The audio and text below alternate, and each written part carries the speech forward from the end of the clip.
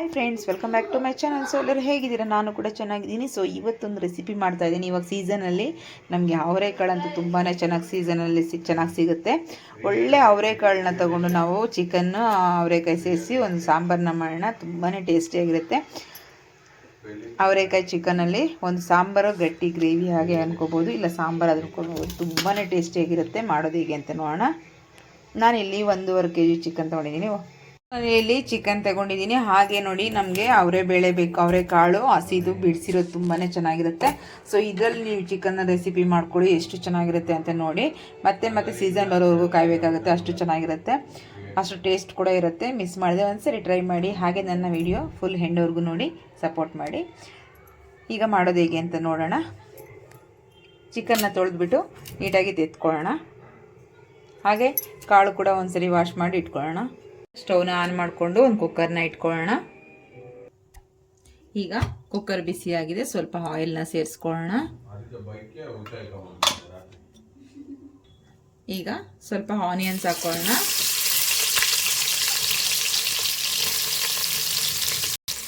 ಈಗ ಸ್ವಲ್ಪ ಮಿಕ್ಸ್ ಮಾಡ್ಕೊಳ್ಳೋಣ. ತುಂಬ ಏನು ಸೀದೋಗೋ ಅವಶ್ಯಕತೆ ಇರಲ್ಲ, ತುಂಬಾ ಚೆನ್ನಾಗಿರುತ್ತೆ. ಈ ರೀತಿ ಮಾಡ್ಕೊಂಡು ನೋಡಿ ಒಂದ್ಸರಿ. ಒಂದು ಹಳ್ಳಿ ಸ್ಟೈಲಲ್ಲಿ ನಾವು ಅವರೆಕಾಳು ಚಿಕನ್ ಸಾಂಬಾರು ಮಾಡ್ತಾಯಿದ್ದೀವಿ. ಇಟ್ಕವರೆ ಬೇಳೆಯಲ್ಲಿ ಮಾಡಿದ್ರೆ ಮ್ಯಾಶ್ ಆಗಿಬಿಡುತ್ತೆ. ಚಿಕನ್ ಜೊತೆ ಹಾಕಿದ್ರೆ ಇಟ್ಕವರೆ ಬೇಳೆ ಮ್ಯಾಶ್ ಆಗಿಬಿಡುತ್ತೆ, ಚಿಕನ್ನು ಹಾಗೆ ಇರುತ್ತೆ, ಅಷ್ಟು ಚೆನ್ನಾಗಿ ಬರಲ್ಲ. ನೀವು ಕಾಳು ಜೊತೆ ಹಾಕ್ಕೊಂಡು ಮಾಡ್ಕೊಂಡು ನೋಡಿ ಒಂದ್ಸರಿ ಹೇಗಿರುತ್ತೆ ಅಂತ ಗೊತ್ತಾಗುತ್ತೆ.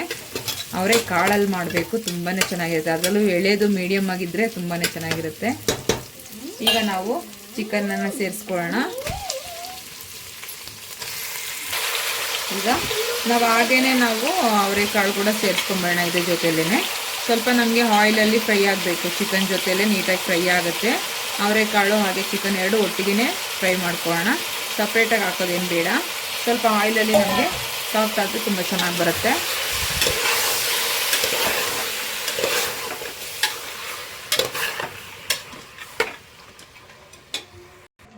ಈಗ ನಾವು ಸ್ವಲ್ಪ ಇದಕ್ಕೆ ಟರ್ಮರಿಕ್ ಪೌಡ್ರನ್ನ ಸೇರಿಸ್ಕೊಳ್ಳೋಣ. ಸ್ವಲ್ಪ ಮಿಕ್ಸ್ ಮಾಡ್ಕೊಳ್ಳೋಣ. ಹಾಗೇನೆ ಅರಿಶಿನ ಪುಡಿ ಹಾಕ್ಕೊಂಡು ಕೂಡ. ಈಗ ಸ್ವಲ್ಪ ನಾವು ಸಾಲ್ಟನ್ನು ಸೇರಿಸ್ಕೊಳ್ಳೋಣ. ಈ ಟೈಮಲ್ಲಿ ನೋಡ್ಕೊಂಡು ಸ್ವಲ್ಪ ಸೇರಿಸ್ಕೊಳ್ಳಿ. ಮತ್ತೆ ನಾವು ಬೇಕಾದರೆ ಸಾಲ್ಟ್ ಕಮ್ಮಿ ಆದರೂ ಜಾಸ್ತಿ ಆದರೂ ಆಮೇಲೆ ಅಡ್ಜಸ್ಟ್ ಮಾಡ್ಕೋಬೋದು. ಸೊ ಈಗ ನೋಡಿಕೊಂಡು ಸರಿಯಾಗಿ ಒಂದ್ಸರಿ ನೋಡ್ಕೊಳ್ಳಿ. ಈಗ ಇಷ್ಟಾದರೆ ಸಾಕು. ಸ್ವಲ್ಪ ಹೊತ್ತು ಸಾಫ್ಟ್ ಆಗಲಿ. ಸ್ವಲ್ಪ ಡ್ರೈ ಮಸಾಲ ಫ್ರೈ ಮಾಡ್ಕೊಳ್ಳೋಣ. ಅದಕ್ಕೆ ಸ್ವಲ್ಪ ಬಾಣಲೆ ಇಟ್ಕೊಂಡಿದ್ದೀನಿ. ಸೊ ಇದಕ್ಕೆ ನಾವು ಸ್ವಲ್ಪ ಹುರ್ಗಡ್ಲೆ, ಜಾಸ್ತಿ ಬೇಡ, 1 ಟೇಬಲ್ ಸ್ಪೂನ್ ಅಷ್ಟು ಸಾಕು. ಹಾಗೆ 2 ಪೀಸ್ ಚಕ್ಕೆ.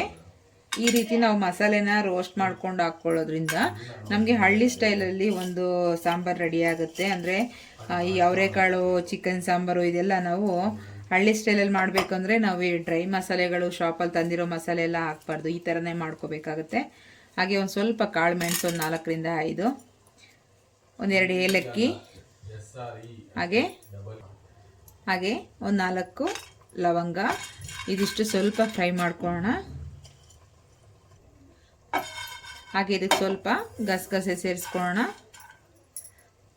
ಲಾಸ್ಟಲ್ಲಿ ಸೇರಿಸ್ಕೊಳ್ಳಿ ಗಸಗಸೆ, ಇಲ್ಲಾಂದರೆ ಎಲ್ಲ ಅಳಚೆ ಬಂದುಬಿಡುತ್ತೆ ಸಿಡಿದ್ಬಿಟ್ಟು. ಈಗ ಇದಾಗಿದೆ, ಒಂದು ಪ್ಲೇಟ್ ತೆಕ್ಕೊಳ್ಳೋಣ. ಹಾಗೆ ಸ್ವಲ್ಪ ಆನಿಯನ್ಸ್ 1-2 ಈ ರೀತಿ ಕಟ್ ಮಾಡ್ಕೊಂಡು ಹಾಕ್ಕೋಬೇಕು. ಹಾಗೆ ನಾವು 1-2 ಟೊಮೆಟೊ ಕೂಡ ಹಾಕ್ಕೊಳ್ಳೋಣ. 1 ಅಥವಾ 2 ಟೊಮೆಟೊ ಹಾಕ್ಕೊಳ್ಳೋಣ. ಈಗ ಸ್ವಲ್ಪ ಚೆನ್ನಾಗಿ ಮಿಕ್ಸ್ ಮಾಡ್ಕೊಳ್ಳೋಣ. ಒಂದು 2 ಡ್ರಾಪ್ ಆಯಿಲ್ ಹಾಕ್ಕೊಂಡು ಸ್ವಲ್ಪ ಮಿಕ್ಸ್ ಮಾಡ್ಕೊಳ್ಳಿ. ಆವಾಗ ಸ್ವಲ್ಪ ಸಾಫ್ಟು ಆಗುತ್ತೆ, ಸ್ವಲ್ಪ ಚೆನ್ನಾಗೂ ಇರುತ್ತೆ. ಈ ರೀತಿ ಸ್ವಲ್ಪ ಹಸಿ ವಾಸನೆ ಹೋಗಿ ಸ್ವಲ್ಪ ಸಾಫ್ಟ್ ಆದರೆ ಸಾಕಾಗುತ್ತೆ. ಇನ್ನು ಸ್ವಲ್ಪ ಬೇಲಿ. ಈಗ ಸ್ವಲ್ಪ ಕೊತ್ತಂಬರಿ ಸೊಪ್ಪು ನಾವು ಇದಕ್ಕೆ ಹಾಕ್ಕೊಳ್ಳೋಣ. ಇವಾಗ ಒಂದು ಸೆಕೆಂಡ್ ಅಷ್ಟು ಮಿಕ್ಸ್ ಮಾಡ್ಕೊಂಡು ನಾವು ಹಾಗೆ ಸ್ಟವ್ ಆಫ್ ಮಾಡ್ಕೊಳ್ಳೋಣ. ಆ ಬಿಸಿಯಲ್ಲೇ ಸ್ವಲ್ಪ ನಮಗೆ ಸಾಫ್ಟ್ ಆಗಿಬಿಡುತ್ತೆ. ಈ ಥರ ಮಿಕ್ಸ್ ಮಾಡಿಬಿಟ್ಟು 1-2 ನಿಮಿಷ ಬಿಟ್ಬಿಟ್ರೆ ಸಾಕು. ನಾವು ಆಫ್ ಮಾಡಿದ್ರು ಕೂಡ ಸಾಫ್ಟ್ ಆಗಿಬಿಡುತ್ತೆ. ಈಗ ಸ್ಟವ್ನ ಆಫ್ ಮಾಡ್ಕೊಂಡ್ಬಿಡೋಣ. ಇದು ಸ್ವಲ್ಪ ತಣ್ಣಗಾಗಲಿ. ಈಗ ನೋಡಿ, ಚಿಕನ್ನು ಇಷ್ಟು ನೀರು ಬಿಟ್ಕೊಂಡಿದೆ. ಇವಾಗ ನಾವು ಇದಕ್ಕೆ ಶುಂಠಿ ಬೆಳ್ಳುಳ್ಳಿ ಪೇಸ್ಟನ್ನು ಹಾಕ್ಕೊಳ್ಳೋಣ. 1-2 ಟೇಬಲ್ ಸ್ಪೂನ್ ಅಷ್ಟು ಶುಂಠಿ ಬೆಳ್ಳುಳ್ಳಿ ಪೇಸ್ಟನ್ನು ಹಾಕ್ಕೋತಾ ಇದ್ದೀನಿ ನಾನು. ನೀವು ಫ್ರೈ ಮಾಡ್ಕೊಳ್ಳುವಾಗ ಅದಕ್ಕೆ ಹಾಕ್ಕೊಂಡು ಫ್ರೈ ಮಾಡಿಕೊಂಡು ಹಾಕ್ಕೋಬೋದು. ಇಲ್ಲ ಪೇಸ್ಟ್ ಇತ್ತು ಅಂದರೆ ಪೇಸ್ಟನ್ನು ಹಾಕ್ಕೋಬೋದು. ನಾನು ಮನೇಲಿ ಮಾಡಿಟ್ಟಿರೋ ಪೇಸ್ಟ್ ಇತ್ತು, ಸೊ ಅದನ್ನೇ ಹಾಕ್ಕೊಂಡೆ. ಈಗ ಮಿಕ್ಸ್ ಮಾಡ್ಕೊಳ್ಳೋಣ. ಈಗ ಮಿಕ್ಸ್ ಮಾಡ್ಕೊಂಬಿಡೋಣ. ನಮಗೆ ಸ್ವಲ್ಪ ಹಸಿ ವಾಸನೆ ಹೋಗೋವರೆಗೂ ಚೆನ್ನಾಗಿ ಸ್ವಲ್ಪ ಫ್ರೈ ಆಗಲಿ. ನೋಡಿ, ಆಲ್ರೆಡಿ ಚಿಕನ್ ಎಲ್ಲ ನೀರು ಬಿಟ್ಕೊಂಡಿದೆ. ಜಾಸ್ತಿ ಸಾಫ್ಟ್ ಆಗಬಾರ್ದು, ಇಷ್ಟಾದರೆ ಸಾಕಾಗುತ್ತೆ. ಇನ್ನು ಸ್ವಲ್ಪ ಇದಾಗಲಿ, ಅಷ್ಟರಲ್ಲಿ ನಾವು ಮಸಾಲೆ ಎಲ್ಲ ರುಬ್ಕೊಂಡ್ಬಿಡೋಣ. ಈಗ ನೋಡಿ, ನಾನೊಂದು ಮಿಕ್ಸಿ ಜಾರ್ ತೊಗೊಂಡಿದ್ದೀನಿ. ಇದಕ್ಕೆ ನಾವು ಒಂದು ತೆಂಗಿನಕಾಯಿ 1 ಹೋಳಷ್ಟು ತುರಿದಿಟ್ಕೊಂಡಿದ್ದೀನಿ. ಸ್ವಲ್ಪ ದೊಡ್ಡದೇ, ಅಂದರೆ ನಿಮ್ಗೆ ಎಷ್ಟು ಬೇಕೋ ಅಷ್ಟು ನೋಡಿ ಹಾಕ್ಕೊಳ್ಳಿ. ನಾನು ಇಲ್ಲಿ 1 ದೊಡ್ಡ ಹೋಳಷ್ಟು ತೆಂಗಿನಕಾಯಿ ತುರಿದುಕೊಂಡು ಹಾಕ್ಕೋತಾ ಇದ್ದೀನಿ. ಕಾಯಿನೂ ಕೂಡ ನೀವು ಫ್ರೈ ಮಾಡಿ ಕೂಡ ಹಾಕ್ಕೋಬೋದು, ಹಾಗೇನೂ ಹಾಕ್ಕೋಬೋದು. ಒಣಕೊಬ್ಬರಿ ಆದರೂ ಹಾಕ್ಬೋದು, ಇಲ್ಲ ಹಸಿದಾದರೂ ಹಾಕ್ಬೋದು. ಇವಾಗ ಡ್ರೈ ಮಸಾಲೆ ಸ್ವಲ್ಪ ಹಾಕ್ಕೊಳ್ಳೋಣ. ಇದಕ್ಕೆ ಸ್ವಲ್ಪ ವಾಟರ್ನ ಸೇರಿಸಿ, ಹಾಗೆ ನಾವು ಫ್ರೈ ಮಾಡಿ ಇಟ್ಕೊಂಡಿರೋದು ಕೂಡ ಎಲ್ಲ ಸೇರಿಸಿ ರುಬ್ಕೊಳ್ಳೋಣ. ರುಬ್ಕೊಂಡು ಬರ್ತೀನಿ. ಸ್ವಲ್ಪ ಚಿಕನ್ ಸಾಫ್ಟ್ ಆಗಿದೆ. ಈಗ ನಾವು ರುಬ್ಕೊಂಡಿರೋ ಮಸಾಲೆನ ಸೇರಿಸ್ಕೊಳ್ಳೋಣ. ಹಾಗೆಯೇ ನಾವು ರೆಡ್ ಚಿಲ್ಲಿ ಪೌಡರ್ ಸೇರಿಸ್ಕೊಳ್ಳೋಣ. ಇದಕ್ಕೆ ಖಾರಕ್ಕೆ ಎಷ್ಟು ಬೇಕೋ ಅಷ್ಟು ನೋಡಿ ಸೇರಿಸ್ಕೊಳ್ಳಿ. ಹಾಗೆ ಇದಕ್ಕೆ ಧನಿಯಾ ಪೌಡರ್ ಸೇರಿಸ್ಕೊಳ್ಳೋಣ. 1-2 ಟೇಬಲ್ ಸ್ಪೂನ್ ಅಷ್ಟು ಧನಿಯಾ ಪೌಡರು ಇಲ್ಲಾಂದರೆ ನೀವು ಚಿಕನ್ ಮಸಾಲ, ಮಟನ್ ಮಸಾಲ ಏನಾದ್ರು ಮಾಡಿ ಇಟ್ಕೊಂಡಿದ್ರೆ ಅದನ್ನೇ ಸೇರಿಸ್ಕೊಳ್ಳಿ. ಈಗ ಎಲ್ಲ ಮಿಕ್ಸ್ ಮಾಡ್ಕೊಳ್ಳೋಣ ನೀಟಾಗಿ. ನೀರು ನೋಡಿಕೊಂಡು ನೀವು ಸೇರಿಸ್ಕೊಳ್ಳಿ.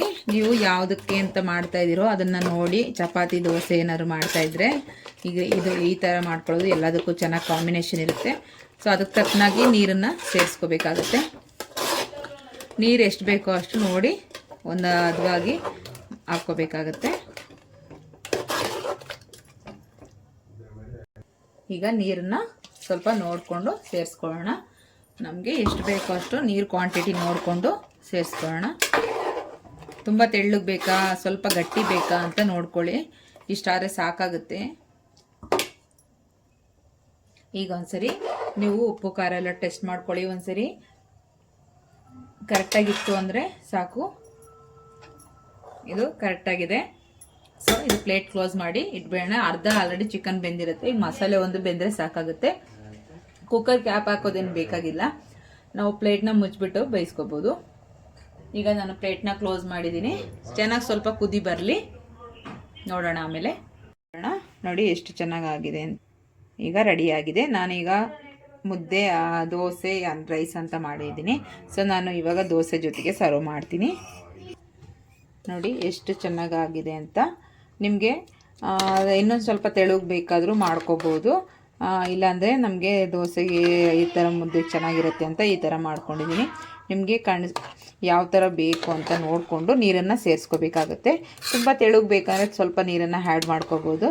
ನಾನು ಈ ಥರ ಸ್ವಲ್ಪ ಗಟ್ಟಿಯಾಗಿ ಮಾಡ್ಕೊಂಡಿದ್ದೀನಿ. ತುಂಬ ಚೆನ್ನಾಗಿರುತ್ತೆ.